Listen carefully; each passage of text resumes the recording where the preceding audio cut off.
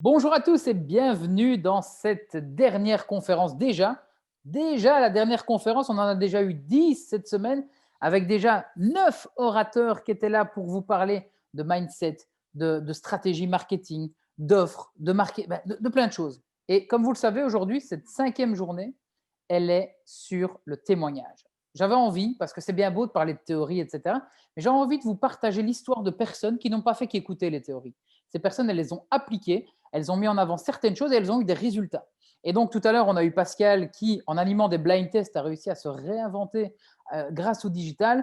Et là, aujourd'hui, on a quelqu'un. On a une petite star parmi nous aujourd'hui, Manzoul. Alors, avant qu'il explique qui il est, ce qu'il fait, moi, je voulais vous expliquer comment je l'ai rencontré. On était à un égrégore, que ça s'appelle, un événement où on était plusieurs entrepreneurs.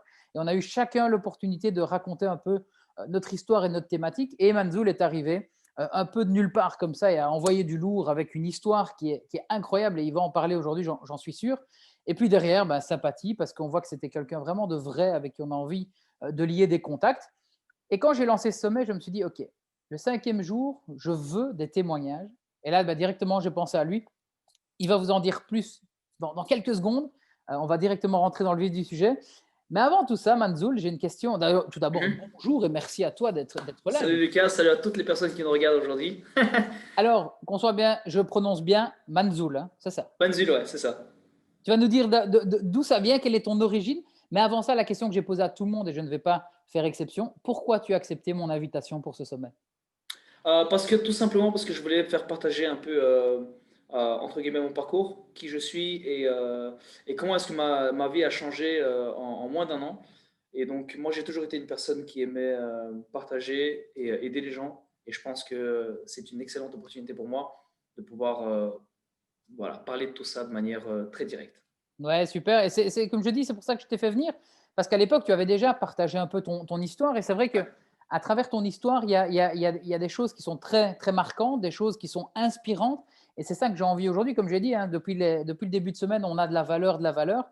Et donc, c'est ce Mhm. qu'on va continuer aujourd'hui. Alors, avant de rentrer dans le vif du sujet, il se peut qu'il y ait encore des gens qui ne te connaissent pas encore. Est-ce que tu pourrais te présenter en quelques mots, nous dire qui tu es, ce que tu fais, et peut-être comment est-ce que tu en es arrivé là où tu es aujourd'hui? Alors, donc, je m'appelle Manzul Akhmedov, j'ai 26 ans. Je suis athlète professionnel de calisthenics. Calisthenics, c'est le terme scientifique qui désigne les entraînements au poids du corps seulement. Et donc, du coup, moi, je suis arrivé en Belgique à l'âge de 6 ans. Je viens de très loin, d'Asie. Donc, originaire, je suis du Caucase, c'est en Géorgie, mais je suis né au Kazakhstan. Et donc, on a quitté un peu les situations problématiques au Kazakhstan pour venir en Belgique. Et de mes 6 ans jusqu'à maintenant, je vis en Belgique. Voilà, tout simplement. Et donc aujourd'hui, qu'est-ce que tu fais de tes journées? À quoi est-ce qu'elles ressemblent tes journées? Et donc, depuis que je suis petit, en fait, notre père nous a mis dans une philosophie sportive très stricte. Et au début, quand tu es petit, tu comprends pas, mais c'est vraiment vers la vingtaine que tu te rends compte que ton père a fait un excellent job parce qu'il te forge mentalement via le sport. Et aujourd'hui, je suis coach sportif, animateur TV et je fais plein d'autres trucs de côté que je ne peux pas encore dire pour le moment. On va y revenir par rapport à l'animation Bien télé. sûr. Moi, je me rappelle dans ton parcours, tu nous avais aussi partagé que le sport avait changé ta vie étant plus petit. Est-ce que tu peux nous en Ouais. parler un peu plus et peut-être ceux qui nous regardent, en quoi le sport peut changer des vies et en quoi peut aider peut-être même à développer son business?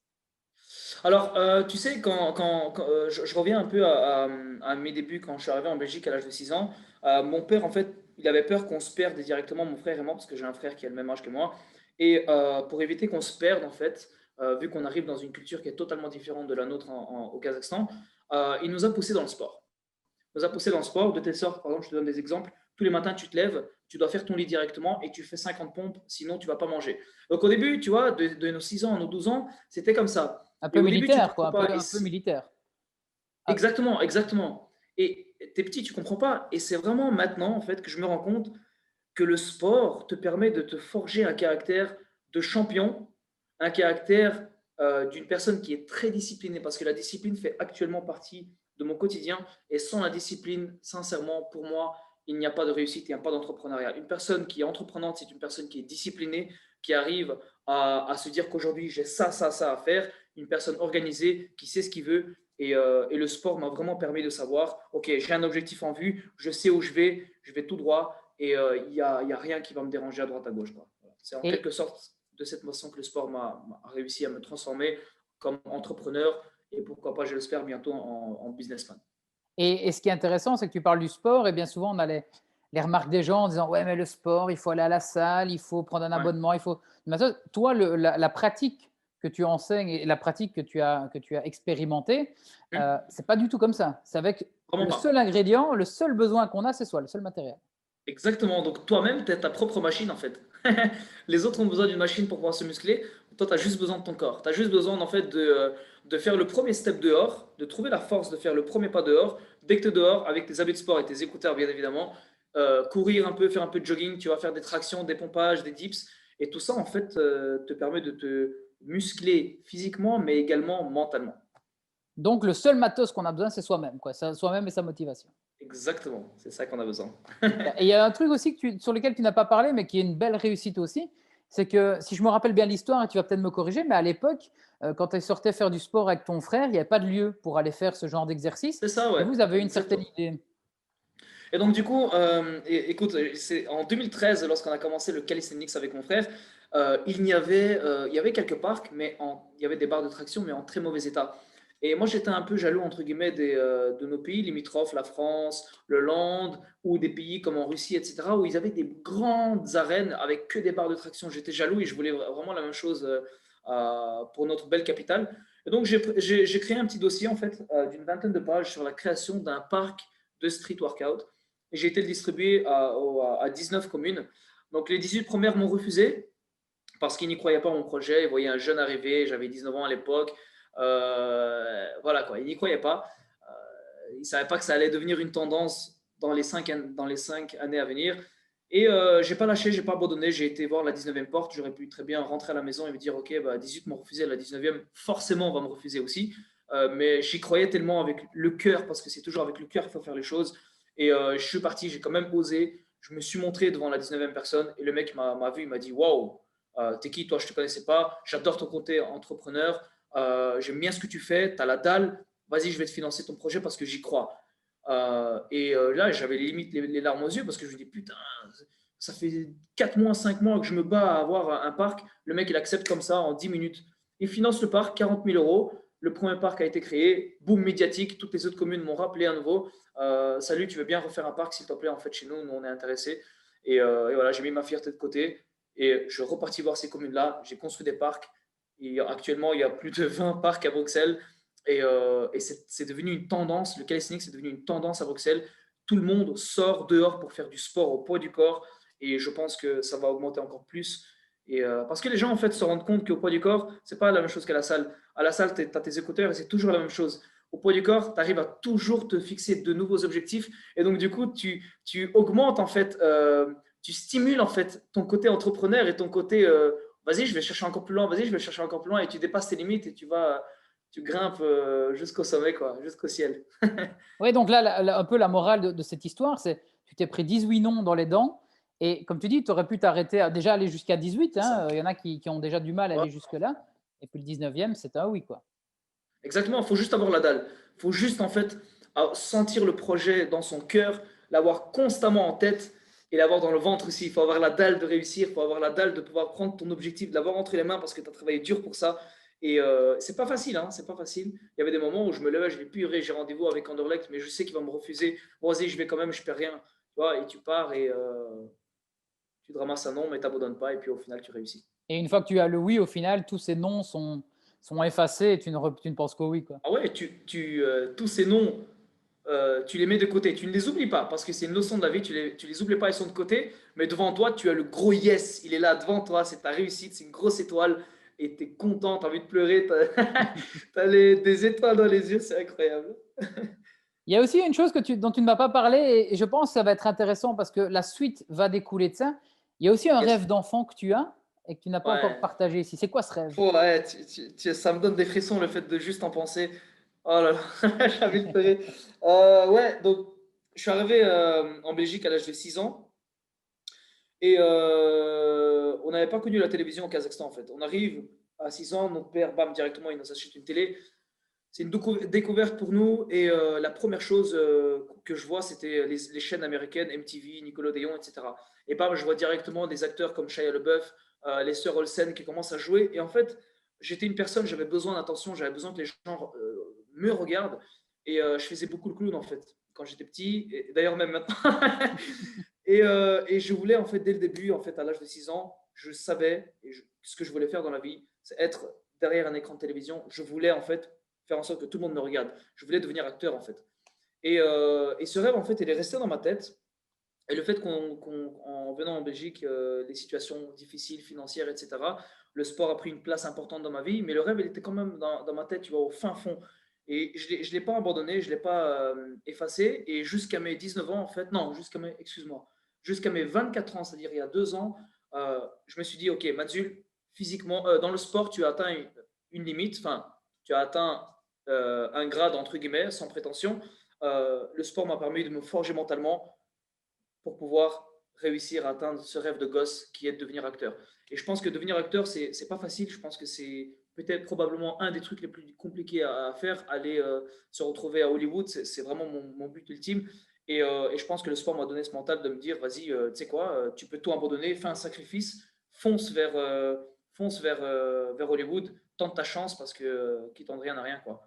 Et ouais, Ouais, tout c'est à mon fait. Je me rappelle, on s'était croisés, mais avant ça, grâce au sport, tu as déjà pu toucher un peu ce côté télévisé grâce au fameux Wolves Bar, le fameux groupe que vous avez créé Ouais, avec tes exactement, potes. exactement. J'allais revenir à ça. Donc, en gros, donc le moment où on commence le sport en 2013 avec mon frère, le street workout, un an après, on fait la connaissance de 4 autres mecs avec qui on fonde Wolves Bar, la barre des loups, donc un groupe qui avait comme objectif de pouvoir faire des shows partout dans le monde, représenter le street workout à échelle mondiale, représenter la Belgique surtout, et de pouvoir faire développer ce sport et le sport de manière générale en Belgique.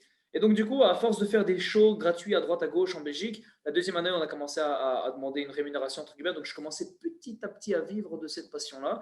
Et à force de faire des shows télévisés à droite à gauche, en Finlande, en France, en Belgique, Belgium's Got Talent, Incroyable Talent, Italy's Got Talent, je sais pas, moi, vendredi, C'est tout est vers ça que je permis. voulais t'emmener en fait, avant de passer Ouais. à la télé vraiment pure et dure. Mais Belgium Got Talent, déjà ça, c'est-à-dire que vous étiez sur le sport chez vous, sur des parcs que Ouais. tu avais réussi à faire construire, et tu te retrouves à la télé au final. Tu sais comment? C'est tout bête, hein? C'est tout bête. C'est juste en fait prendre le risque et y aller et foncer. Parce qu'en fait, lorsqu'on a créé le groupe en 2014, le premier jour, on en parlait de Belgium's Got Talent. On savait que ce show télé allait nous faire monter. Et donc, du coup, on y croyait. C'est un objectif à atteindre. Et un jour, on est là.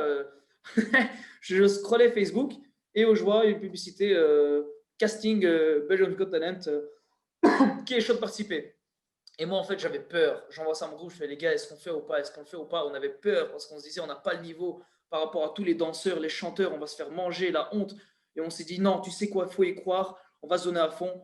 Et les autres ne voulaient pas, mais j'ai quand même pris le risque. Je les ai tous inscrits en secret. Hop, bam, on reçoit le mail, vous êtes acceptés parce qu'on devait envoyer des vidéos de présentation. On a été acceptés, on est parti faire le test de casting. Ils nous ont kiffé. Le fait qu'on lâche des petits mots comme ça en néerlandais parce que c'était la version néerlandophone. Et on est parti, bam, devant les jurys, on fait notre premier show, on passe en demi-finale. Sincèrement, visibilité, ça a monté, notoriété, ça a monté, ça nous a donné l'opportunité comment ça? Le fait qu'on passe à la télévision, ça nous a donné une opportunité financière, entre guillemets, de côté. Et voilà, ça nous a ouvert beaucoup, beaucoup de portes, quoi. Et donc ça, il y a eu Belgium Got Talent, mais il y en a eu d'autres alors, c'est ça aussi que tu veux dire. Exactement. Et de Belgium Got Talent, on s'est retrouvé à Incroyable Talent en France. De Incroyable Talent en France, on s'est retrouvé en Italie. De l'Italie, on s'est retrouvé dans Ninja Warrior. Puis, dans quoi encore? Et puis récemment, vendredi, tout est permis. Ouais.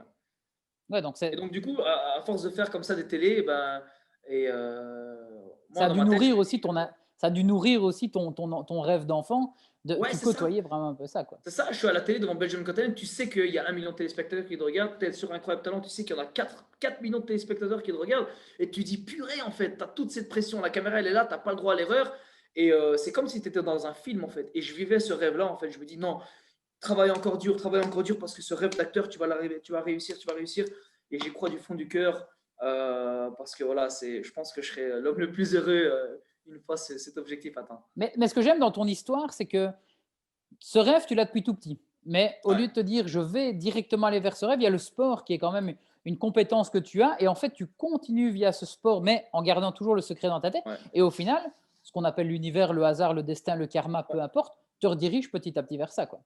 Ouais, à fond. C'est la preuve, en fait, la morale, c'est qu'il faut toujours y croire. Il faut toujours y croire. toujours du fond du cœur, parce que si tu ne le fais pas avec du fond du cœur, sincèrement, c'est compliqué. Et toujours l'avoir en tête, parce que bon, je ne l'avais pas tous les matins. Tu sais que tous les matins, je me réveillais, je me disais, pouah, comment je vais faire pour devenir acteur? Vous savez, des petites pensées comme ça qui venaient, 1 minute, 2 minutes, puis elles s'estompaient, mais elles restaient dans ma tête. Et tous les jours, c'était comme ça. Et tous les jours, c'est comme ça. Et le fait que je travaille, en fait, je pense que, je sais pas, ça s'est fait automatiquement, en fait, que le sport vraiment me forge mon talent et me dise, voilà, maintenant, Manzul, tu es prêt. Et tu sais, il y a une chose aussi, le jour où on s'est rencontré, Lucas, à cet cet égrégore a également changé ma vie. Pourquoi? Parce que je me suis retrouvé devant des personnes qui avaient, pour moi, déjà réussi leur vie, des personnes qui avaient des choses à partager, et je me retrouvais un peu, j'étais le plus jeune, je me dis, wow, mais qu'est-ce que je vais raconter devant toutes ces personnes-là? Et sincèrement, le fait de parler, de m'exprimer, de pouvoir partager en fait qui je suis, m'a fait énormément de bien. Surtout qu'à la fin, j'ai reçu des petits 2-3 conseils qui m'ont permis de vraiment, vraiment, vraiment changer ma vie. Je pense que c'est un truc que Et on va y je vais revenir faire. justement parce que là, Ouais. on est toujours à une période où le Covid, le confinement n'existe pas.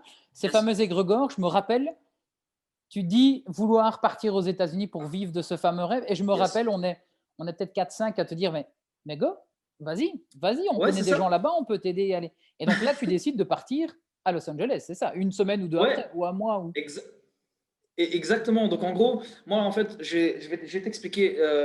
Donc là, j'ai 26 ans. À mes 24 ans, on était au mois de novembre. Sincèrement, j'avais 2 cartes bancaires, 1 centime et 10 centimes. J'avais rien. Toutes les fois où je voulais manger, je devais demander à mon meilleur pote qui me paye à manger. Je devais demander à mon meilleur pote qui me paye à manger. Il me commandait des Uber, il me commandait tout le temps des pizzas. Tous les jours, j'avais cette bouffe devant moi, payée par mon meilleur pote. Vraiment, sincèrement, je ne savais vraiment pas comment me payer à bouffer. Et je remerciais Dieu, l'univers, de me donner un meilleur pote comme ça, sincèrement, pendant un an, il m'a nourri tous les jours. Mon petit frère, qui lui était déjà dans le coaching, et par fierté du grand frère, je n'osais pas aller chez lui et lui dire, paye-moi à bouffer, s'il te plaît, frérot. Non, quand il me disait, ouais, viens, on va aller manger, je disais, non, t'inquiète, j'ai pas faim. Alors qu'au fond, putain, je crevais la dalle, j'avais rien mangé de la journée. Et puis un jour, mon meilleur pote, il m'a payé 1 mois de vacances aux États-Unis. Je suis parti aux États-Unis, c'était en novembre 2018. Je vais aux États-Unis et je passe un mois là-bas et je suis devant la plage. Sincèrement, je suis devant la plage avec lui. C'était la nuit. Je regarde la mer et je me dis, j'en ai, désolé du terme, rien à foutre. Dans un an, je suis de nouveau devant cette plage, mais avec du fric et avec une autre personne à côté de moi dont je vais changer la vie. Je suis rentré en Belgique, j'ai fait un mois de sport parce que j'avais fait une pause. Ça m'a reboosté. Sincèrement, ce mois de sport à mon retour m'a forgé mentalement, m'a dit, Manzul, c'est bon là, t'es prêt. Tu sais ce que c'est maintenant. J'ai commencé les coachings sérieusement, du mois de janvier jusqu'au mois de juin. J'ai travaillé dur, dur, dur. Mon premier client était toujours à 8 heures du matin. Jusqu'à 23 heures, je coachais. Puis de 23 heures jusqu'à 3 heures du matin, 4 heures, 5 heures du matin. J'étais là, taffé dans mon bureau jusqu'au soir. Je dormais 1 heure, 2 heures, 30 minutes. Je me réveillais à 7 heures. Je partais vite à la salle de gym. Je connaissais les gérants, ils me laissaient me doucher. Je revenais, j'achetais vite des petits trucs, des petits croissants à 1 euro, 2 euros. Je venais, bam, coaching à 8 heures, c'est reparti. C'était comme ça pendant 6 mois. Je mettais de l'argent de côté, je me dis, tu sais quoi, je vais revenir l'année prochaine, comme je me suis promis. Je vais faire des cours d'acting, je vais réaliser mon rêve d'acteur. Et puis en septembre, égrégore, j'avais peur. J'avais peur parce que je me dis, décembre, je dois partir aux États-Unis. J'ai peur, je flippe.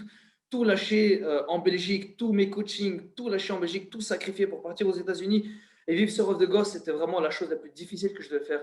Et là, avec des simples mots, vous avez réussi à changer ma vie. Vous m'avez dit, je suis en train de parler, vous m'avez bloqué, vous m'avez coupé, vous m'avez dit, écoute, Manzul, tu veux faire quoi dans la vie? Je t'ai répondu, je voulais devenir acteur. Vous m'avez dit ensuite, quand est-ce que tu dois partir aux États-Unis? Je vous ai répondu, décembre, janvier.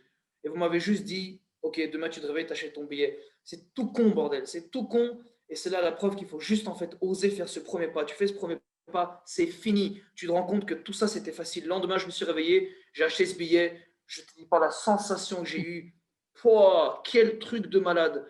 Je suis parti le 11 janvier aux États-Unis. J'ai pris un pote à moi qui s'appelait Mergim, il a exactement le même rêve que moi en télévision. Sincèrement, j'espère et je pense avoir changé sa vie. J'espère que ce voyage lui a complètement changé sa vie. Et on a passé un mois là-bas. Sincèrement, c'était les 2 mois aux États-Unis les meilleurs, les plus productifs de ma vie. Parce qu'après, quand je suis revenu des États-Unis, tu sais qu'aux États-Unis, en 2 mois, j'ai réussi à trouver une agence de voyage. J'allais dire, on Ouais. ne peut pas passer par ce voyage aux États-Unis sans raconter la fameuse anecdote de comment tu as réussi à t'incruster au culot dans une soirée un peu VIP, quoi. Ouais, exactement. Donc, tu sais, je vais te dire un truc. Il y a un truc qui est très important pour moi. il y a deux choses qui sont super importantes pour moi. Le jour de l'égrégore, il y a deux personnes qui m'ont parlé de visualisation. Qui m'ont parlé de visualisation, c'est un truc, en fait, c'est pas que je connaissais pas, je connaissais, mais je ne l'ai jamais pratiqué. Et donc, je ne savais pas à quel point la visualisation, c'est très important. Et le mec m'a dit, OK, tu dois juste aller, en fait, tu vas dans un endroit où tu te sens confortable, tu prends une feuille et t'écris. T'écris tout ce que, une page, deux pages, trois pages, ça peut aller jusqu'à 50 pages, on s'en fout. Tu dois juste écrire tout ce que tu as dans le cœur, qui tu es, ce que tu veux, donc comment est-ce que tu te vois dans 5 ans. Et moi, je me suis dit, OK, tu sais quoi, je vais faire pareil, je vais croire à ces gars, parce qu'eux, ils ont réussi, bah, c'est la preuve que ça doit marcher, en fait, tu vois. Je me dis, je ne perds rien, je vais le tester. Et un jour, je me retrouve aux dunes du Pilat à Bordeaux, c'est un paysage incroyable. J'allais là-bas pour un tournage, et je me dis, attends, je me sens trop bien ici. Je prends cette feuille, je me dis, Merguim, va là-bas, s'il te plaît. Je suis solo, il y a un paysage incroyable devant moi, je commence à écrire, je commence à chialer. Sincèrement, au fond de moi, c'était un truc de ouf.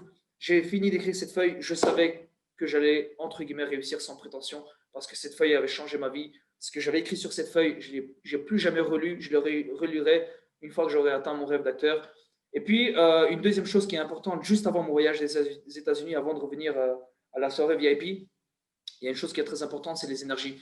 C'est d'être constamment autour de personnes qui partagent la même dalle que toi et les personnes qui partagent la même énergie que toi. Si tu es une personne positive, et tu es avec des personnes positives en forme, vous formez la positivité et tu attires des opportunités positives.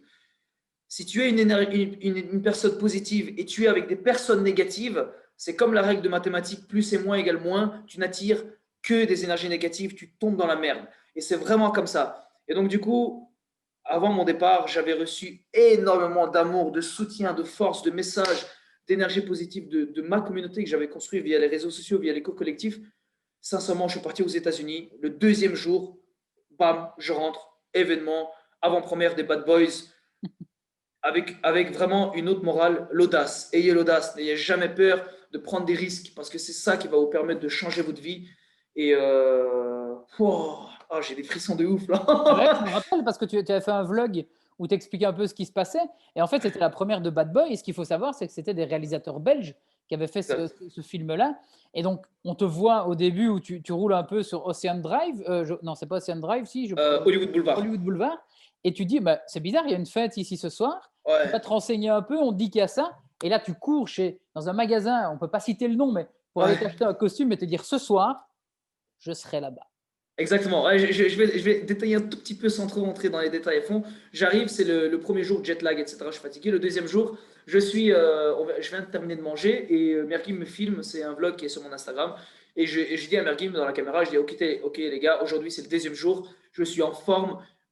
J'ai pas d'organisation. Je sais pas où est-ce que je vais à Hollywood. Je sais pas ce que je dois faire pour pouvoir trouver des producteurs, des acteurs. Je sais pas où aller. Mais je sais qu'Hollywood Boulevard, c'est là où il y a tous les trucs de cinéma. Je vais aller sur Hollywood Boulevard et je vais provoquer la chance. Le deuxième jour, je le dis à la caméra, je vais provoquer la chance. Je vais essayer de provoquer à moi et d'attirer à moi tous ces acteurs, ces producteurs. Ils vont venir vers moi. Je marche sur Hollywood Boulevard, bam, je vois qu'il y a un truc qui se prépare. L'avant-première de Bad Boys, je demande au gars, c'est quand la fête? Il me dit demain à 17h. Et là, automatiquement, je vais chez Mergame, je dis demain à 17h, je n'ai pas mon ticket, parce que le ticket doit coûter la blinde. Demain, je rentre dans cette d'avant-première et tu vas voir, je vais le faire. Qu'est-ce que je fais? Le lendemain matin, je vais dans un supermarché, je m'achète un costume. Je n'ai pas pris avec moi des costumes, je suis un sportif, j'ai que des survêtements. Et donc, du coup, j'achète ce costume. Qu'est-ce qui se passe? Je suis rempli d'énergie positive. Boum, je rencontre un chanteur hyper connu, Nicky Jam, un chanteur mondialement connu, Nicky Jam, qui fait partie du film. Et je le rencontre et je savais qu'il faisait partie de Bad Boys. Il fait partie du film, il allait aller à l'avant-première. Je vais chez lui, je prends mes entre les mains et je lui dis, écoute, Nicky Jam, salut, je m'appelle Manzul, je viens de Belgique, j'ai sacrifié tous mes rêves là-bas. Je viens vers toi parce que je sais que tu viens à l'avant-première. Mon rêve, c'est de devenir acteur. Je veux vivre ce spectacle et je veux parler au producteur. Laisse-moi, s'il te plaît, entrer avec toi dans l'avant-première. Il me passe le numéro de son pote, il me fait avec grand plaisir, je te fais entrer. Sois là à 10h pile. Moi, je suis quelqu'un, j'arrive toujours en retard, ça craint. J'arrive à 10h15, je loupe cette opportunité de rentrer via Nicky Jam. Et j'essaie de baratiner les bodyguards devant les entrées, tu vois, ils n'arrivent pas à me laisser entrer. Et la seule solution, c'était quoi? C'était de marcher sur le tapis rouge, en fait. Et donc, du coup, j'étais à l'arrière du tapis rouge et je vois, comme par hasard, une barrière qui était mal fermée. Quand tu es un rêveur, tu veux rentrer dans un endroit, tu vois qu'il y a une barrière qui est ouverte, tu te dis que c'est fait pour toi, en fait. Donc là, je me suis dit, Merguim, va aux côtés des fans parce qu'ils étaient tous séparés d'une barrière. Donc, il y avait le tapis rouge. tu as une barrière et tu as les fans. Et tu avais les flics à côté, tu vois. Je me dis, tu sais quoi, je m'en fous. Je suis parti, j'ai posé le premier pas sur le tapis rouge, j'ai mis ma main dans la poche, j'ai commencé à marcher comme un acteur, comme si je faisais partie du film, tu vois. Et j'ai agi comme un acteur. Et je marchais, je saluais les fans. Ils ne me connaissaient pas, je ne les connaissais pas. Je marche et je salue les fans. Comme si, en fait, j'étais l'acteur, en fait, et qu'ils me reconnaissaient. Il y avait des fans qui m'applaudissaient alors qu'ils ne me connaissaient pas, tu vois. C'était pétage de rire. Je marche, main dans la poche, je fais salut aux fans, je marche avec attitude, avec confiance, avec audace. Et tu as les flics, en fait, qui sont là, rien à foutre. Pour eux, j'étais vraiment un acteur. Je rentre, je demande aux policiers, c'est où l'entrée? C'est ici, ok, bonne soirée. Je rentre, VIP, bam. Je parle aux deux producteurs de Bad Boys, Adil et Bilal, deux producteurs belges. J'arrive chez eux. Salut Adil, salut Bilal, je m'appelle Manzul. Je suis athlète de street workout. Oh, tu fais pas partie de Wallsbar? Il me reconnaît, le gars. Il connaît Wallsbar. C'est un truc de ouf. Et il me donne des conseils, en fait, pour pouvoir réussir dans l'acting. Et ce jour-là a changé ma vie. Ce jour-là a réellement. Et d'ailleurs, on pourrait croire que beaucoup de personnes racontent des histoires par rapport à ça. Tu as la preuve qui est filmée de tout ça. Ah oui, c'est filmé. Pas mentir. Ça existe, quoi. Ah oui, c'est filmé, ouais. Il n'y a pas le moment où je marche sur le tapis rouge, mais tu me vois dans le VIP, tu me vois en train de parler à Adil et Bilal. Et sincèrement, allez checker mon vlog sur Instagram. Je le mettrai dans la description. Il serait ici en dessous. Mais oui, non, c'est moi quand je suis tombé là-dessus, je dis, il l'a fait. Il a réussi. Sincèrement. Et je repratiquais cette même théorie de l'audacité, je ne sais pas si ça dit audacité, L'audace, c'est bien de aussi. confiance. Une semaine après, il y avait les awards. C'est pas les gros awards, non, c'était les guild awards. Non, c'était les. Oh, je sais plus. Bref, je suis rentré dans ce truc pareil par audace, par la restauration. Bam, je vois Leonardo DiCaprio faire son speech. Je vois Joaquin Phoenix qui me serre la main. J'ai réussi à le serrer la main. J'ai son énergie en moi. Joaquin Phoenix, Brad Pitt, t'as tous les acteurs, Margot Robbie, ils ont tous lâché un discours. Mais là, je ne suis pas parti pour pouvoir rencontrer des gens ou prendre des contacts. Je suis parti pour une seule raison, la visualisation. Je voulais en fait me visualiser, m'imaginer à leur place devant ce pupitre, je ne sais pas si c'est comme ça qu'on l'appelle, devant ce micro avec cet Oscar dans la main en disant merci à tous d'avoir cru en moi, merci beaucoup pour cet Oscar. Tu vois, je me visualisais, je me suis fait choper par les gardes, c'est pas grave, ils m'ont pris ma caméra avec toutes mes vidéos dedans, je m'en fous. Ce que j'ai gagné dans ce spectacle aux Awards vaut beaucoup plus que les images que j'ai perdues malheureusement avec ces caméras. Et donc là, on arrive à cette fameuse année 2020. Donc, tu es aux États-Unis et puis il y a le fameux Covid qui commence à sévir. Et là, tu es obligé de rentrer. Exactement. Donc, en gros, je suis aux États-Unis et je suis parti aux États-Unis pour 5 raisons que j'ai réussi. Les 5 raisons, j'ai réussi à les confirmer. Pour moi, c'était OK. Je devais rester aux États-Unis pour pouvoir vivre mon rêve d'acteur. Je trouve une agence qui voulait nous sponsoriser, mon frère et moi, en tant que modèle fitness et acteur. Donc ça, c'est très rare en fait de trouver une agence qui te sponsorise direct en fait. Et la meuf m'a dit, rentre à Bruxelles, récupère tous tes documents, tes journaux, tout ce que tu as fait dans ta vie en termes sportifs, tu m'envoies tout par mail, je t'envoie la facture, tu me payes $4 500, un mois après, tu as ta visa d'artiste, tu reviens aux États-Unis et ta vie commence aux États-Unis. Je rentre à Bruxelles le 10 mars, le 12, États-Unis ferme ses portes, Covid. Et moi, à ce moment-là, j'ai eu gravement de la chance parce que j'ai écouté mon meilleur pote qui m'a conseillé de partir le 10 et non pas le 30 mars comme je le voulais au début. J'ai changé mes billets, j'ai acheté pour le 10 et le 12, ils ont fermé les portes. Sinon, j'allais être bloqué là-bas et voilà. Et puis, je reviens ici en Belgique, confinement, 16 mars. Et là, je mets en place un truc tout à fait naturel. Je propose des lives sur Instagram et à partir de ce live Instagram, ma vie change. Voilà, donc là, on arrive au fameux moment où là, tu te retrouves à plus pouvoir faire du cinéma puisque la frontière est fermée.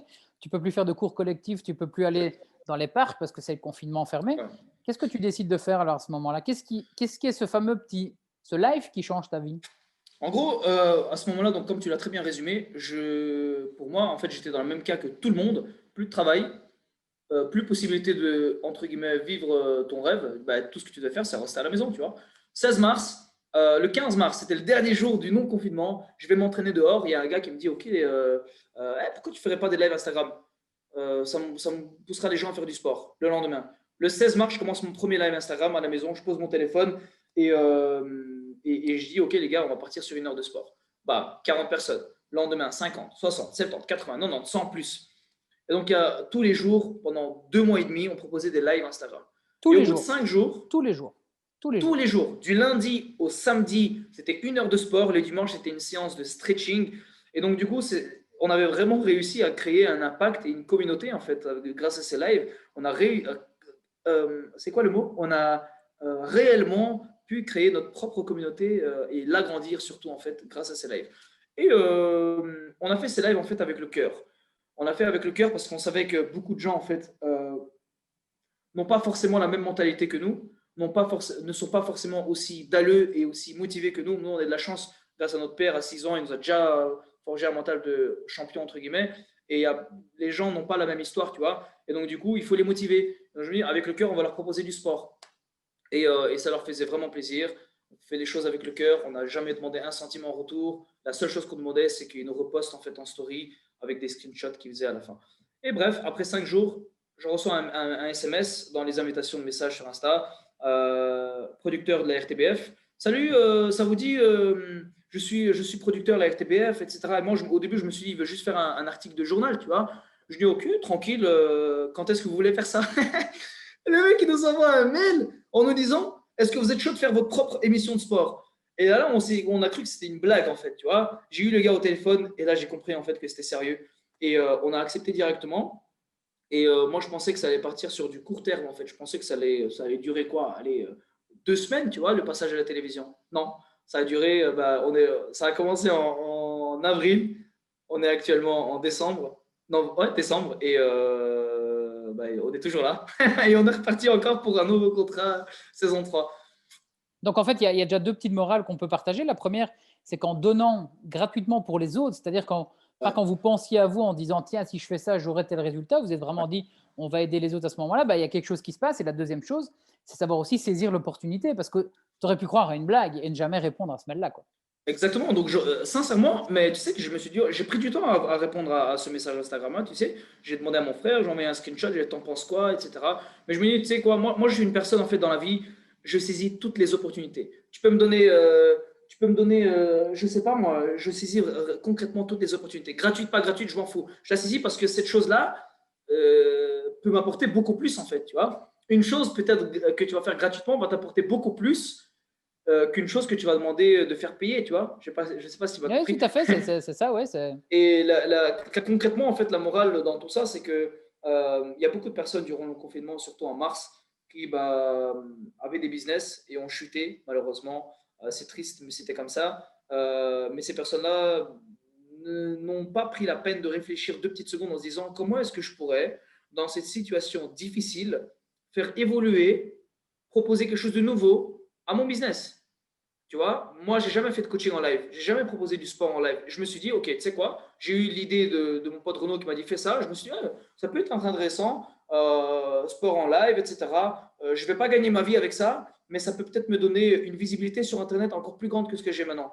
Mais tu sais quoi? Vas-y, je saisis cette opportunité. Je l'ai fait avec le cœur. Bam, du ciel, univers, Dieu, la vie, tout ce que tu veux, tu es tombé dessus. Et je pense qu'une personne qui a un business, je sais pas moi, n'importe quel business, euh, il faut qu'elle puisse saisir en fait ces opportunités dans des situations compliquées comme le Covid. C'est ça, bah, je pense que la situation pousse à se renouveler, à voir les choses différemment. On en parlait dans ces derniers jours, on en a parlé plusieurs fois. C'est l'incertitude pour tout le monde, mais Ouais. c'est comment être certain dans cette incertitude. Toi, ta réponse, c'est être yes man, quoi. C'est dire oui à beaucoup d'opportunités et surtout mettre en place les actions pour y arriver. Si tu n'avais jamais fait ce premier live, si c'était resté qu'une idée, bah, il n'y aurait jamais eu tout ce qui s'est passé derrière. Donc, c'est Exactement. important. Moi, je dis toujours qu'il faut faire les choses avec le cœur et avec l'envie, avec la réponse de ton âme. Il y a toujours une âme intérieure qui va entre guillemets, te donner ses premiers ressentis.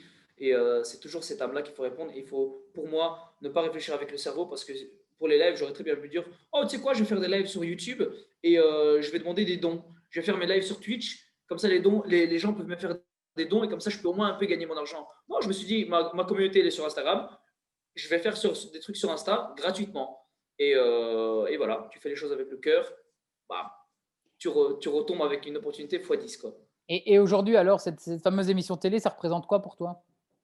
Ça représente, c'est un nouveau départ en fait. Sincèrement, je pense que là, j'ai l'impression de vivre une deuxième vie en fait. Là, depuis mars, avril, j'ai l'impression de vivre une deuxième vie. C'est tout à fait différent. Même au niveau professionnel, je suis vu différemment. On me voit de manière beaucoup plus professionnelle. Même si je faisais les choses de manière professionnelle, là, c'est vraiment très sérieux en fait. Les gens me voient vraiment de manière très sérieuse. Et même moi, je le sens en fait. Je sens que cette émission à la télévision me permet d'obtenir beaucoup d'opportunités et me permet également de faire une chose qui est très importante pour moi, c'est de changer la vie des gens. Parce que via l'acting, j'ai un objectif encore plus grand, c'est d'avoir une influence mondiale, d'être connu mondialement, avoir une influence mondiale, pas pour faire la star, mais surtout pour pouvoir influencer les gens à réaliser leurs rêves, à poursuivre leurs rêves, à ne jamais abandonner, à se dire que tout est possible. Si moi, un mec qui vient du Kazakhstan, du trou du cul du monde, je viens de là-bas, je suis venu à 6 ans, je ne savais pas parler français, j'ai réussi à être à la télé, putain, mais tu te rends compte de ça? Je veux dire, tout le monde peut réussir à le faire en fait. Il faut juste avoir ce mental, et je pense que j'ai envie de réaliser ce rêve-là, d'avoir cette influence mondiale, de pousser les gens à réaliser leurs rêves. Et cette télévision m'a permis, je reçois beaucoup de messages sur Instagram tous les jours, tous les jours, de gens qui disent tu changes mon quotidien, et ça me fait vraiment, vraiment, vraiment plaisir. Je voyais il y a quelques jours une fille qui disait même qu'elle avait perdu une vingtaine de kilos depuis qu'elle vous Ouais, suivait. à fond, ouais. Exactement. Et donc, du coup, bah, on a lancé l'émission. Depuis cette émission, bah, on a eu beaucoup de demandes en termes de coaching. Donc, en gros, nos services de coaching ont, entre guillemets, explosé. Et il y a une fille qui s'appelle Suzy qui a pris contact avec mon frère. Depuis, elle fait des entraînements. En 2 mois, elle a perdu 15 kilos. En 3 mois, elle a perdu 20 kilos. Et donc, du coup, et son résultat est le fruit de dedication. C'est quoi en français? D'éducation. Excuse-moi? Une éducation, tout simplement, d'éducation du… Éducation, ouais.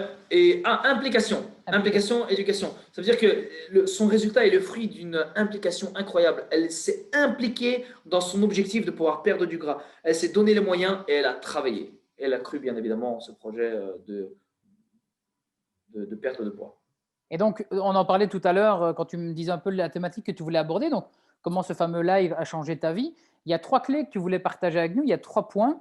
Le premier point pour toi, c'est le travail sur le mental et le physique. Même si on a déjà beaucoup parlé Ouais. de sport, les gens qui nous regardent là ici, ben, ils vont peut-être dire oui, effectivement, j'ai besoin de ça. Mais comment est-ce qu'on fait cette première étape? Comment est-ce qu'on fait un premier travail sur son mental et sur son physique? En fait, moi, je dis toujours que pour atteindre un objectif, il y a 3 règles assez simples, 4 règles assez simples. La première, c'est croire en cet objectif, l'avoir dans le cœur. Deuxième, c'est de l'avoir constamment en tête. Donc, en fait, tu te réveilles, tu te réveilles avec cet objectif, tu t'endors avec cet objectif constamment dans la tête. Dans le cœur, dans la tête. Troisième objectif, tu dois te visualiser. La visualisation, comme je t'ai dit, c'est un truc il y a 2 ans, je ne connaissais pas. Non, il y a 1 an, je ne connaissais pas. Depuis que je le pratique tous les matins, c'est un truc de malade. La puissance. Concrètement, tu fais comment le matin? C'est-à-dire la visualisation, pour toi, c'est quoi? Est-ce que c'est juste s'imaginer un endroit, etc. Comment est-ce que toi, tu le vis, cette visualisation? Alors, je t'explique. Je me réveille le matin. Je suis croyant, je fais ma petite prière rapide, ça dure 10 secondes. Je remercie Dieu, l'univers, la vie, tout ce que tu veux, d'être à nouveau en vie. C'est très important de faire ça, en tout cas pour moi. Je me réveille, je n'ouvre pas mon téléphone, je ne fais rien du tout, je n'allume même pas mes lumières. Je viens ici, j'ai un petit Oscar que j'ai acheté à Hollywood, un bête Oscar là, 2 dollars là. Je prends cet Oscar, je le serre dans ma main, je ferme mes yeux et j'imagine un public incroyable devant moi en train de m'applaudir parce que j'ai gagné cet Oscar. Et je me visualise en train de gagner. Je tape un speech en anglais, en français, une fois en russe, une fois en espagnol, en toutes les langues. Je lâche ce speech de remerciement, je donne des leçons, tu vois, devant mon mur. J'imagine des gens. Ça dure quoi? Ça dure 4 minutes. J'arrête directement, j'allume un peu la lumière, je prends un bic, une feuille et j'écris. Tous les jours, j'écris. Tous les matins, j'écris. Une page entière, 2 lignes, 3 lignes, n'importe. Je parle d'atteindre l'objectif. Je me remercie moi-même. Je me complimente moi-même parce que c'est très important. On complimente beaucoup les gens, mais on ne se complimente jamais. Et je fais beaucoup, enfin, je crie de tout, je parle de tout. La première chose qui me vient à l'esprit directement quand je suis devant cette feuille, je l'écris en fait. Et dès que j'ai terminé ça, ça me prend globalement en tout 20 minutes, globalement tous les matins, et ça me donne une force incroyable. Et surtout, une chose très importante, je me lève à 4h30 du matin, 4h, 4h30 du matin, pendant que tout le monde rêve. Moi, je me réveille, j'essaie de réaliser mon rêve, parce que quand tout le monde est à l'arrêt, en train de dormir, moi, j'avance. Et la nuit, le soir, à 21h, tout le monde est fatigué. Donc, 80% des gens qui ont des rêves, qu'est-ce qu'ils vont faire? Ils vont les reposer devant Netflix et regarder un film. Moi, je vais me coucher à 21h. Donc, je prends des forces, je me réveille à 4h du matin. Eux, de toute façon, à partir de 21h, ils seront très peu productifs. Donc, tout ce qu'ils vont faire, c'est perdre du temps avec leur plaisir. Ils vont se coucher à minuit et ils vont se réveiller à 9h, alors que moi, de 4h jusqu'à 9h, j'ai déjà réalisé un tas de trucs. On en parlait dans une autre interview avec Xavier, qui lui était ce qu'on appelle un coach de vie maximal, et lui, il a créé une méthode. C'est un peu comme le Miracle Morning, mais une façon beaucoup plus personnelle de mettre en place les choses. Et lui, effectivement, il se lève à 4h30 le matin pour pouvoir faire les choses qui lui tiennent vraiment à cœur, qui vont l'emmener vers son objectif, mais quand Ouais, tout le monde dort, quand c'est au calme et quand tu peux vraiment le faire. Donc, c'est je vrai. pense que tu l'appliques indirectement, cette fameuse méthode de quand tout est calme, tu peux avoir du temps, tu n'es pas dans la précipitation, tu prends vraiment le temps Ouais. pour toi, quoi. Et surtout que ta journée, tu as l'impression de passer 48 heures en fait dans cette journée. C'est vraiment incroyable. Tu as l'impression de passer en 24 heures une semaine, quoi. Ouais, des fois, on perd du Concrètement. temps, hein. Des fois, on se dit, mais j'ai pas Ah assez de ouais. temps pour faire ça ou ça. Mais en fait, c'est juste une question de volonté et d'organisation un peu derrière. Tout le monde a le temps. Moi, une personne, quand elle me dit qu'elle n'a pas le temps, je la corrige direct. Tout le monde a le temps. Il faut juste trouver le temps avec une certaine organisation, une certaine discipline, Tout tout à fait. simplement. Et il y avait alors un dernier point que tu disais par rapport à la préparation mentale et physique. Donc, Ouais. il fallait croire avec le cœur, non, c'était quoi le deuxième? Croire dans Oui, sa croire avec le tête, cœur, l'avoir constamment en tête, visualiser. visualiser cet objectif-là. Et le quatrième, c'est le plus facile, c'est travailler. C'est travailler. Sincèrement, moi j'y crois beaucoup au fait que c'est 80% de mental et 20% de travail. Bon, bon, allez, allez.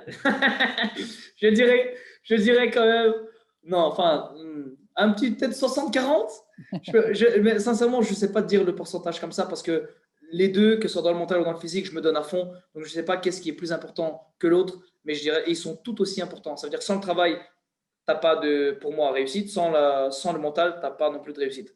Mais c'est comme il y avait je pense que dans le sport, si, c'est pareil aussi. C'est quand on n'en peut plus, allez, on faisait du sport ensemble l'autre fois, et quand j'en Ouais, peux plus de faire les pompes, ben, en fait, tu te rends compte que tu es peut-être qu'à 30 ou 40% de tes capacités. Donc, le mental, effectivement, exact. ben, c'est là qu'il intervient, quoi. Donc, je pense qu'effectivement, il a une part. Alors, on n'est Le pas là pour mental donner des. est vraiment. Je pense que les scientifiques actuellement n'ont pas encore découvert, n'ont découvert que peut-être 1 ou 2%, 10% de ce que le cerveau est vraiment capable de faire en fait. Ouais, à fond, non, je te rejoins totalement. Donc, première chose, déjà, première clé que les gens peuvent avoir, c'est se préparer mentalement, déjà une chose, et puis Yes. alors physiquement. Moi, je pense que dans les conseils, c'est même simplement bouger et s'aérer. Ouais, Une c'est ça. activité, quoi. Ouais, moi le matin, donc dès que je finis mes petites 20 minutes de, si on appelle ça de la visualisation, moi j'appelle ça visualisation parce que j'ai besoin de donner un nom à ce truc, mais sinon pour moi il n'y a pas de nom, pour moi c'est un truc normal en fait. Pour moi c'est des réflexes comportementaux tout à fait normaux en fait. Et donc du coup moi dès que j'ai fini ces 20 minutes de visualisation, on va l'appeler ça comme ça, je tape 20 pompages, je m'étire et je me sens super super bien. Toi qui es coach de sport, peut-être, Ouais. est-ce que tu penses que c'est plus intéressant de faire une fois 100 pompes et ne plus jamais en refaire, ou de faire chaque jour 5 petits pompes, s'améliorer, etc. Parce qu'il y en a qui vont se dire, ouais, mais je ne sais pas faire des pompes, est-ce que si j'en fais 3 ou même tirer les tractions à la barre, est-ce que toi tu es plus partant du fait que petit à chaque fois, mais sur du long terme, plutôt qu'une fois beaucoup de manière irrégulière? Non, moi, je reste de toute façon sur la constance. Tu dois être constant dans le sens où, en te fixant des objectifs. Constant, mais en te fixant des objectifs. C'est-à-dire que tu arrives aujourd'hui, ton objectif, c'est de passer peut-être la barre des 10 pompages. Tu arrives, tu en fais 2.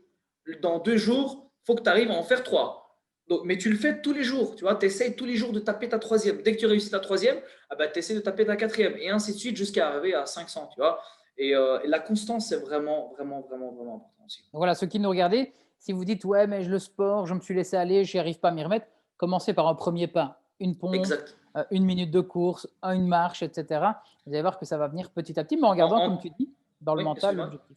En gardant l'objectif dans le mental d'aller vers ça et de chaque jour faire un peu mieux.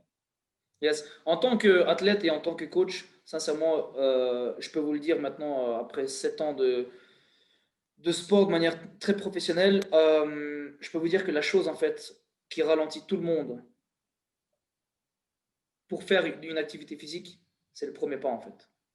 C'est le premier pas. Il faut juste en fait trouver la force de mettre ses habits de sport, mettre des écouteurs comme toi, mettre le premier pas dehors, basta, c'est fini. On peut même dire que ton entraînement est déjà fait en fait, parce qu'une fois que tu seras dehors, ben, en fait, tu as peut-être 5% de chance de faire demi-tour et de dire finalement je ne suis pas motivé, je vais rentrer à la maison, je vais taper un Netflix. Donc tu sors dehors avec tes habits de sport, c'est bon, on peut déjà dire que tu t'es entraîné. Il faut juste en fait prendre cette peur qui est une illusion, elle n'existe pas. Elle est intangible, elle est devant toi, elle n'existe pas, tu la vois même pas. Il faut prendre cette peur entre les mains et la mettre de côté. Prendre cette flemme, tu la mets de côté et tu avances vers l'avant. Et après, dès que tu as fini ton sport, tu peux remettre ta flemme et ta peur si tu veux devant toi. Mais quand tu dois aller au sport, tu ouvres comme ça ton chemin et tu avances vers l'avant. C'est incroyable ce que tu dis parce que hier, je regardais justement une interview, bah, c'était même une conférence de Albert Moukébert, qui est un jeune, donc il doit avoir une trentaine d'années, Ouais, qui travaille sur l'esprit, etc. Il a écrit un livre qui dit Votre cerveau vous joue des tours. Et il ouais, expliquait, c'est comme toi, mais par rapport à l'échec. Il ouais. demandait aux gens, bah, à votre avis, qu'est-ce que la définition d'un échec? Et il expliquait qu'en fait, un échec en lui-même, c'est rien du tout. C'est toujours en comparaison à quelque chose, etc. Et donc, ce que tu dis, c'est exactement pareil. Les obstacles, ce sont des obstacles que bien souvent on se met nous-mêmes par rapport. Ben, un obstacle en fait n'existe pas. Une vie c'est linéaire. L'obstacle c'est nous qui allons nous définir ces différents obstacles. Donc le jour où on arrive à un peu voir la vie différemment et de se dire qu'en fait les obstacles il y a que ceux qu'on se met nous-mêmes, ben, en fait tout est réalisable. Voilà. Exactement. Comme toi à New York, à Los Angeles quand À tu Los rentres Angeles. à une soirée VIP quoi. Ouais, c'est ça. Pour moi, un échec, c'est une réussite. Pour moi, un échec, c'est une réussite parce que, regarde juste l'exemple qu'on avait donné au tout début avec les parcs. 18 échecs, une réussite. Sans ces échecs, il n'y a pas de réussite. Donc, du coup, les échecs sont tout aussi importants que la réussite pour moi. Et Donc, tout c'est à une fait. égalité. Ouais. Et comme deuxième point, tu parlais tout à l'heure par rapport aux différents points que tu voulais aborder, il y avait aussi les habitudes comportementales, Yes. qu'il faut adopter des attitudes comportementales. Est-ce que tu peux nous en parler un peu plus de ça? Alors, par rapport aux habitudes comportementales, bon, on a abordé le fait que tous les matins, moi, je faisais ça. C'est-à-dire, je me réveille à 4 heures du matin, je tape ma visualisation, je tape mes étirements. Ça, c'est mon habitude comportementale parce que les habitudes de chacun sont différentes. On n'est pas tous pareils. C'est-à-dire, le cas, toi, tu as tes propres réflexes, tes propres habitudes comportementaux. Moi, j'ai les miens qui vont me permettre d'atteindre un objectif, entre guillemets. Et donc, du coup, je pense qu'il faut juste, en fait, chacun sait, en fait, comment. Je pense qu'une personne, au fond de soi, sait qu'est-ce qu'il a besoin de faire pour atteindre cet objectif. Moi, je sais que je ne pouvais pas me permettre. Déjà, j'aime pas dormir. Bon, après, bon, ça, c'est une raison privée. J'aime pas dormir. J'aime pas ça. Du coup, moi, je suis obligé de me lever tôt. Et je me réveillais tout le temps à 8 heures du matin. Mais je me rendais compte qu'en fait, j'arrivais pas à être productif à 8 heures du matin. Tu te réveilles à 8 heures du matin, tu as ton premier coaching peut-être à 10 heures.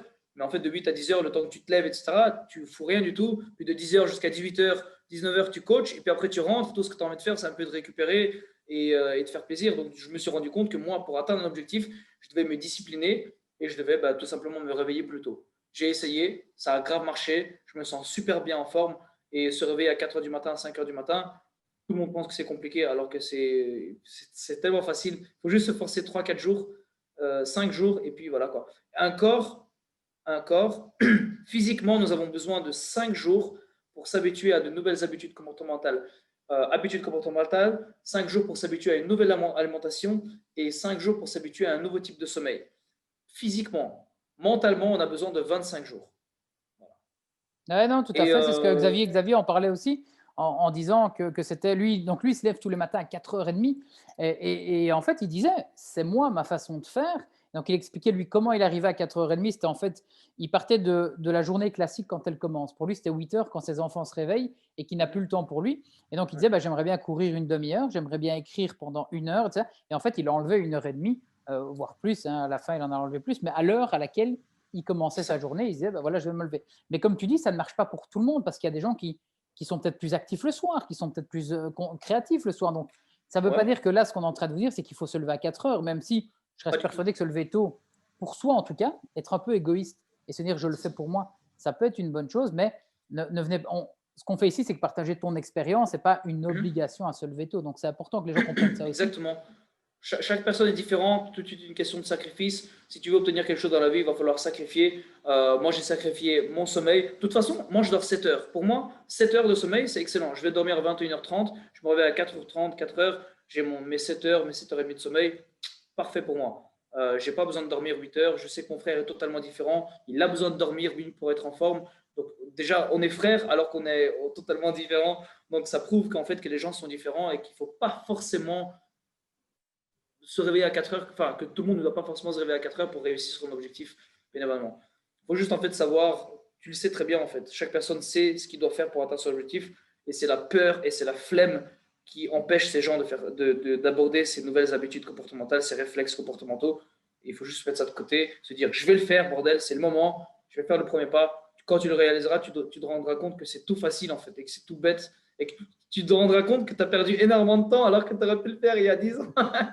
C'est Et, fou. et tu prends le troisième point dont on a déjà parlé et reparlé. Le troisième point, le troisième pilier, donc après la préparation mentale, physique, visualisation, etc., après les comportements à adopter, c'est le passage à l'action. Et la question que j'ai envie de te poser, toi qui as coaché beaucoup de personnes, toi qui as rencontré aussi beaucoup de monde, pourquoi est-ce que les gens ont autant de mal que ça de passer à l'action? Parce que, tu sais, je vais te dire un truc euh, qui va probablement peut-être répondre à la question. Mais je voulais parler de ça. Il y a beaucoup de gens en fait qui associent, qui accordent énormément d'importance au côté social et, sur le fait que comment est-ce que les gens vont me voir en fait si je fais ça. Comment est-ce que les gens vont me... putain, j'ai peur de ce que les gens vont me dire. Moi, sincèrement, j'ai pas envie d'utiliser des gros mots. Je m'en fous complètement de ce que les gens pensent de moi. Parce que je sais que ce que moi je vais faire, ce que moi je fais, c'est important pour moi et mon objectif et ma carrière. Tu vois.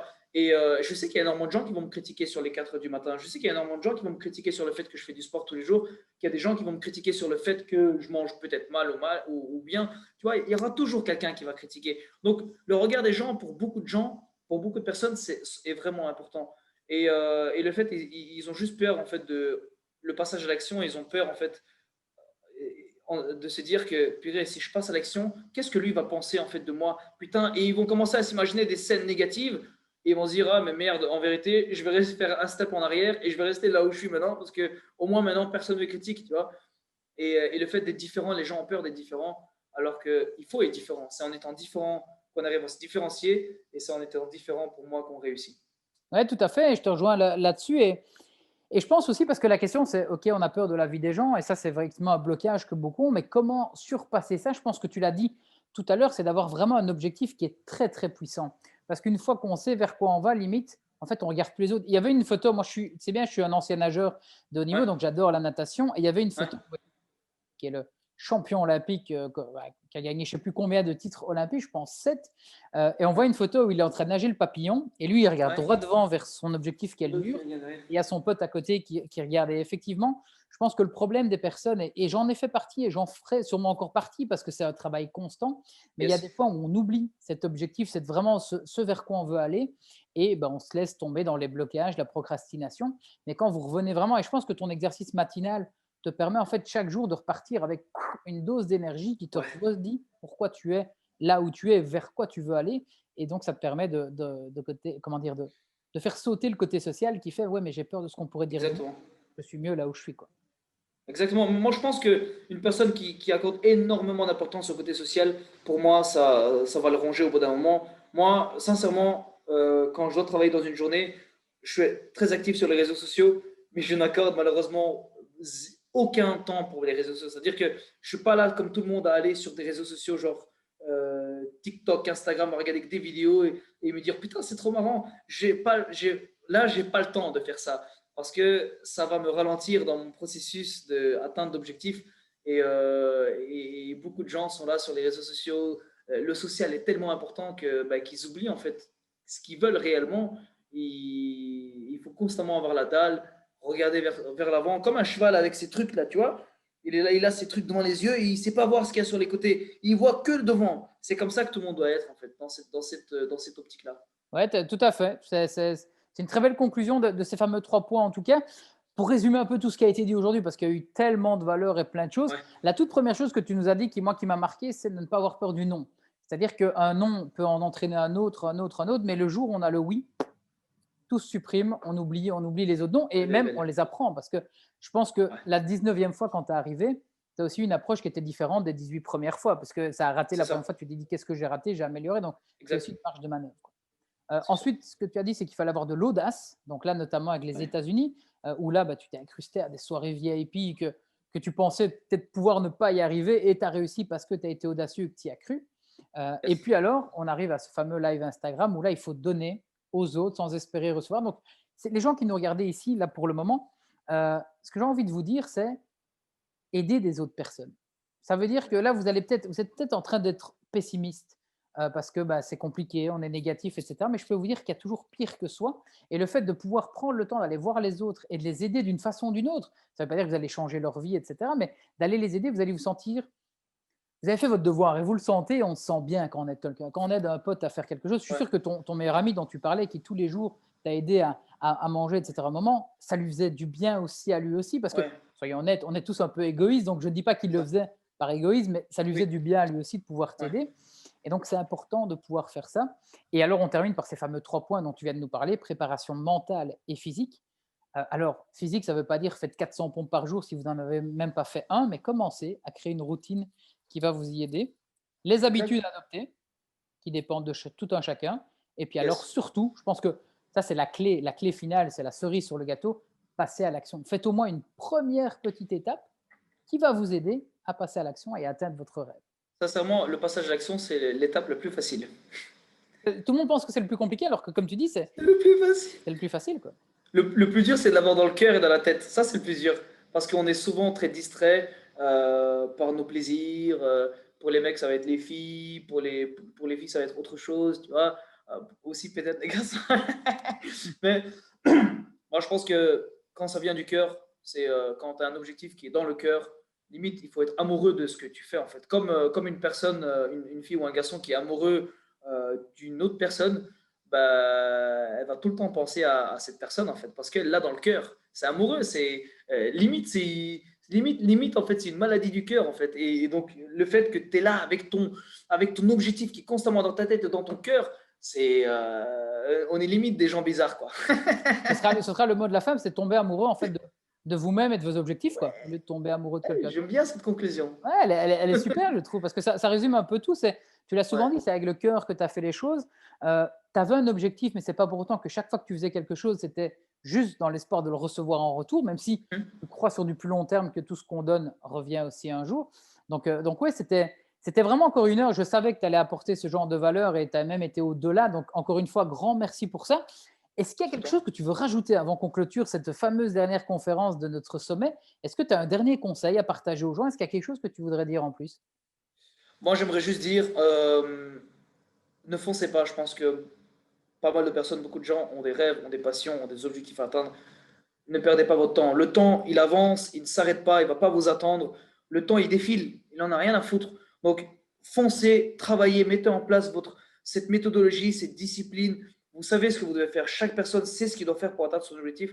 Et je pense que toi qui me regardes cette vidéo, fonce vers l'avant. Tu sais que pour pouvoir être bon, bien physiquement, être en forme, tu dois bien manger sainement, bien dormir, une petite activité 3-4 fois par semaine. Et le mental est également très important. Donc, toujours avoir son objectif dans la tête, dans le cœur et faire les choses tout le temps avec le cœur. Pas se dire que tu vas aider quelqu'un parce que tu sais qu'il y aura le karma qui va arriver et qui va te donner une positivité, une opportunité en plus. Non, tu ne dois même pas penser à cette éventuelle opportunité que tu recevras si tu aides une personne. Tu dois le faire réellement du fond de ton cœur et constamment avoir ton objectif dans le cœur. Et le passage à l'action, c'est vraiment le plus facile. Donc, toi qui regardes ces vidéos, courage, je te donne toute ma force. Le biceps, là, il te donne toute sa force. Courage, courage, courage. Où est-ce qu'on peut continuer à te suivre? Parce que là, je suis sûr que tu as motivé les gens à mort. Où est-ce qu'on peut encore vous suivre? Il y a l'émission télé qui continue alors, toujours. Exactement, l'émission télé, donc ça s'appelle Bouge à la maison. C'est une émission de la RTBF sur Tipeee. C'est l'ancienne La 2 sur Tipeee tous les matins à 9h du matin ou sur ma page Instagram, sur les réseaux sociaux, Manzul Akhmedov. Eh bien, écoute, Manzoul, encore un grand merci pour ton temps et pour ce partage. C'est toujours un plaisir. On va suivre. Je pense que tous les gens qui nous regardent vont peut-être s'abonner à ton compte Instagram pour savoir si tu arrives à ce rêve hollywoodien et à réussir. En tout cas, on te le souhaite parce qu'on sent que ça vient du cœur et donc on a envie de Merci. t'aider. C'est ce que j'avais ressenti à l'Égrégore. Il y a des gens comme ça qu'on a envie d'aider parce qu'on sent qu'ils le font pour les bonnes raisons et pas pour les Merci. mauvaises. Et tu faisais partie de ces gens qui ont vraiment des bonnes raisons. Donc, encore une fois, un grand merci. Et vous qui nous regardez, Merci. voilà, c'est la fin de ce sommet. Alors, on se retrouve dans le groupe Facebook, de toute façon, un peu plus tard, ici dans la journée, pour faire un peu un débriefing. Je serai en live pour répondre à vos questions, à vos remarques, etc. Mais en tout cas, j'en profite que Manzoul soit là pour remercier aussi tous les 9 intervenants, puisque j'ai fait effectivement la première conférence, mais tous les 9 intervenants qui sont venus, qui ont directement dit oui. Personne ne m'a dit oui, mais non, c'était oui. On a envie de partager. Donc voilà, j'espère que ça vous a apporté autant de choses que moi, ça m'en a apporté de pouvoir parler avec ces personnes inspirantes. Et je vous dis peut-être à très vite pour de nouvelles aventures en tout cas. À bientôt tout le monde. Bisous, bisous. Ciao, ciao.